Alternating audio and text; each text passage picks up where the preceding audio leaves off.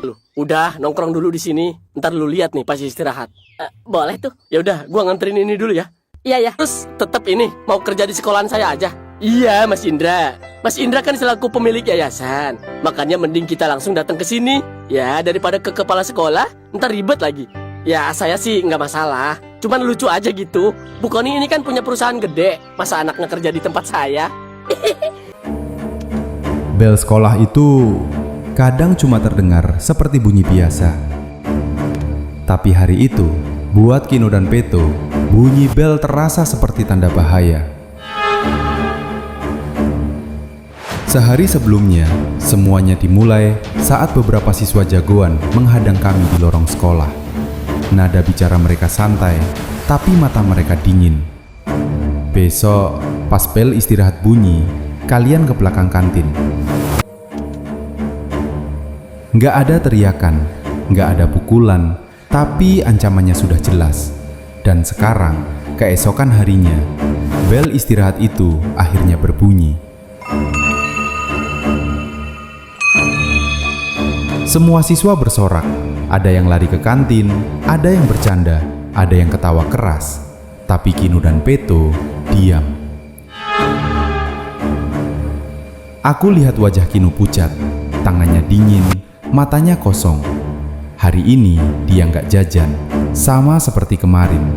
Kemarin saja dia makan malah ngutang dulu sama Bang Robi. Dan hari ini dia bahkan nggak berani mikir buat beli apa-apa. Karena uang jajan memang gak punya. Kino, kita gimana?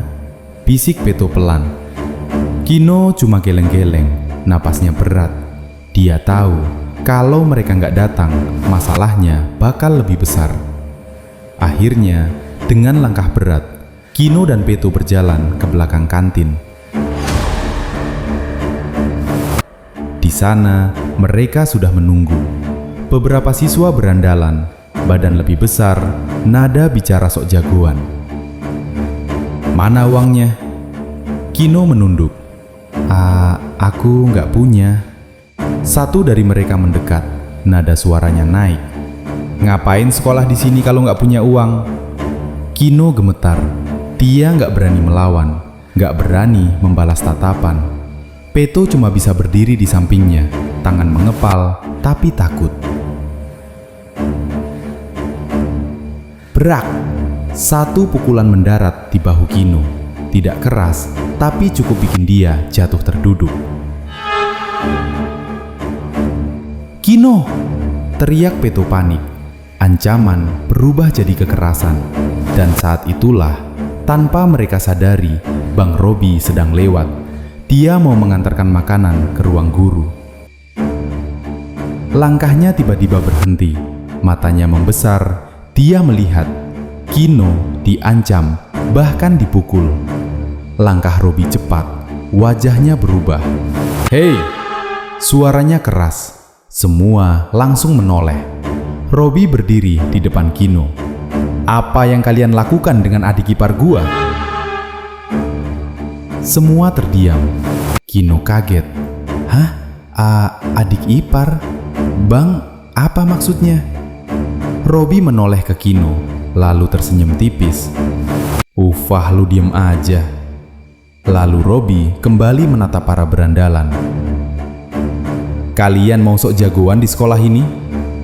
Nada suaranya tenang, tapi penuh ancaman. Para siswa itu tertawa kecil, seperti meremehkan. "Sok jagoan lu, Bang?" Tanpa pikir panjang, brak! Robi bergerak cepat, lalu memukuli semua para siswa berandalan itu. Mereka kaget. Mereka pikir ini bakal gampang, tapi tidak. Satu persatu, mereka bahkan jatuh. Ada yang tersungkur, ada yang mundur ketakutan. Kino dan Peto cuma bisa melongo. Akhirnya sunyi. Para berandalan itu terduduk lemas.